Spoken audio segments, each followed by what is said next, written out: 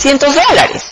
¿Cómo le puedo yo decir al laboratorio, ¿sabes qué? Que el ajuste judicial no puede cubrir hechos realizados por terceros. Eso es algo lógico, obvio, que no puede cubrir. Porque entonces, ¿quién lo pagaría? El Poder Judicial. ¿Y el Poder Judicial qué pasa? Que la lista es interminable de demandantes esperando. Porque se les dice, bueno, regístrense acá. Y el laboratorio lo que hace es gentilmente, ante 5 pruebas de ADN pagadas, obsequia una. ¿No? Pero entonces, este proceso que se pensó que iba a ser rápido, no ha surtido sus efectos. Si la oposición sea declarada improcedente y el mandato se convertirá en declaración judicial de paternidad, si la prueba es negativa, la oposición se declara fundada y la demandante será condenada a las cosas y costos del proceso. Si la prueba resulta positiva, infundada la oposición, el mandato se convertirá en declaración judicial de paternidad y en pasado condenado al pago de costas y costos. Puede ser apelado en el plazo de 3 días, el juez de familia resuelve en 10 días. Conversando con los jueces de paz, me decían que son muy pocos los casos que se interponen bajo esta propuesta de esta ley, ¿no? Y básicamente estamos, ¿en qué casos? Cuando yo puedo demandar a la otra parte que es el padre del hijo, pero si estamos frente a una sucesión, ya no vendría este proceso. Por eso se señala que solamente son en los casos previstos en el inciso sexto del artículo 402. Hay otra ley que también está relacionada con este tema, la siguiente, por favor. Es la ley 28720, que modifica los artículos 20 y 21 del Código Civil. Esta ley es de abril del 2006. Señala, artículo 20, apellidos del hijo. El hijo le corresponde el primer apellido del padre y de la madre. La inscripción de nacimiento, artículo 21, cuando el padre o la madre separadamente declara el hijo extramatrimonial, podrá revelar el otro. No genera ningún vínculo de filiación. ¿Qué pasaba? Que había un artículo 37 del reglamento de la RENIEC que decía que bajo responsabilidad del registrador, en el caso de que la mujer fuera a declarar y no presentaba la partida de matrimonio, se le consignaba al menor con los apellidos de la madre.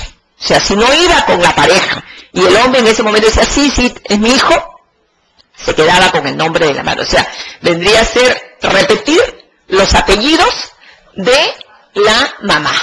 Entonces tenemos una generación de más o menos 10 años de niños que son hermanos de su mamá. ¿No? Y eso es un perjuicio, porque cuando se inicia un juicio de alimentos, el hombre dice, pero ¿cómo? Si ni siquiera sabe mi nombre, por eso no lo consignó. No es así, es que no se le dejó. Por eso con esta modificatoria de esta ley, ya podemos señalar, podrá revelar el nombre del otro progenitor. El menor llevará el apellido de ambos, no genera vínculos de filiación, ¿no? Aquí también señala el registrador, en el plazo de 30 días pondrá el conocimiento del presunto progenitor. Nuevamente vemos el tema del domicilio, ¿no? El tema del domicilio, de ahí la importancia de estar todos conectados. Están viendo ahora que han encontrado personas que están 5 veces casadas. Claro, si yo me casé en Barranco, en Miraflores voy y pido certificado de soltería, porque no está interconectado. Ahora que pasa la RENIEC, supuestamente debería estar interconectado todo, por eso es que se ha podido detectar personas que tienen 5 veces casados en distintos distritos municipales. Entonces esta ley me parece que ha cubierto un vacío que existía. La siguiente, por favor. La unión de hecho es muy poco lo que puedo señalar, porque ya la doctora ha explicado muy ampliamente. Es una unión voluntariamente realizada y mantenida por un varón y una mujer sin impedimento matrimonial. La apariencia del estado matrimonial no trata de amparar la unión de hecho, que es uno de los temas de la apariencia del estado matrimonial, sino de elevarlo a la categoría matrimonial cuando asume similares condiciones exteriores. Esto es cuando tiene un estado aparente de matrimonio por su estabilidad y singularidad. Eso es sumamente interesante ya en la aplicación de los procesos, porque piden declaración de unión de hecho, pero esta no tiene esa singularidad, esa estabilidad, ¿no? No es que él no quería que la gente me conociera, no. Entonces, ¿frente a qué estamos? Para declarar una unión de hecho hay que revisar todas las pruebas que presente, ¿no? No es solamente el tener un hijo, sino es llevar una vida, un estado aparente de matrimonio. Los convivientes deben tener un domicilio común. Eso es clásico. No, es que él vivía con sus hijos y yo vivía en esta casa.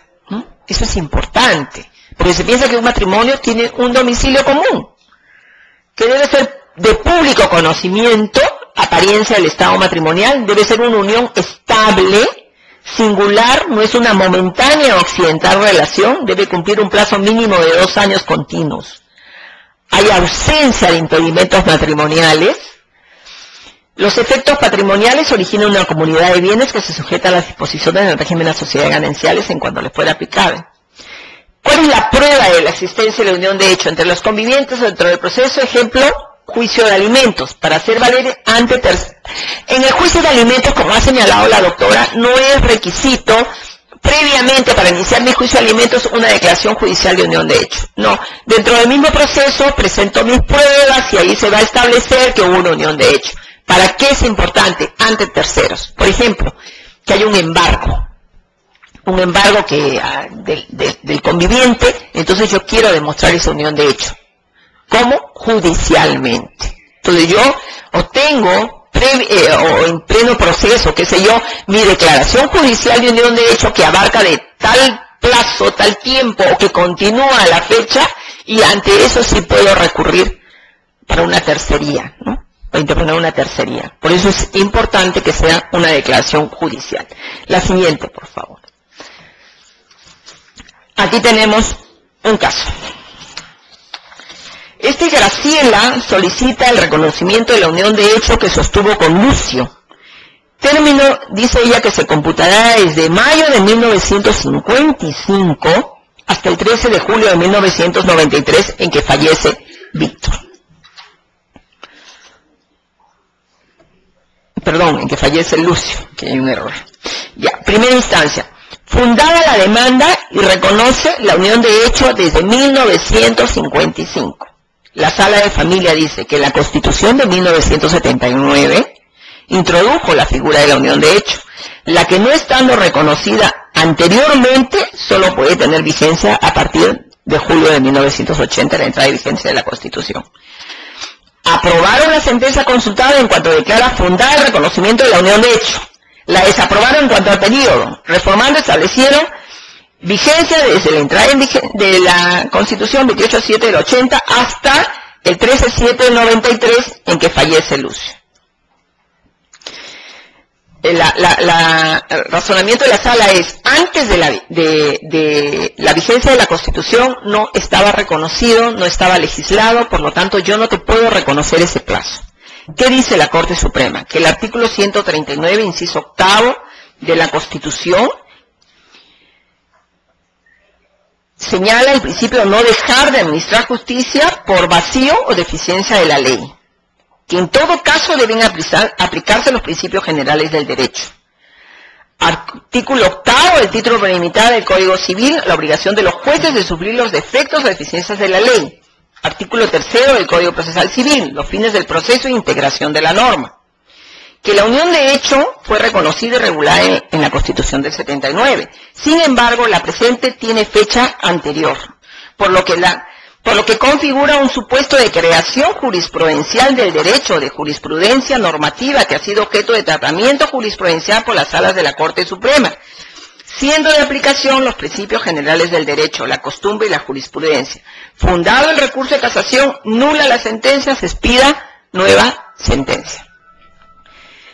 Bien interesante, porque retrotrayó, ¿no? Entonces dijo, ¿y esos años qué pasó? ¿Hubo o no hubo convivencia? Entonces reconoció la Corte Suprema los años anteriores a la vigencia de la Constitución. Bueno, muchas gracias.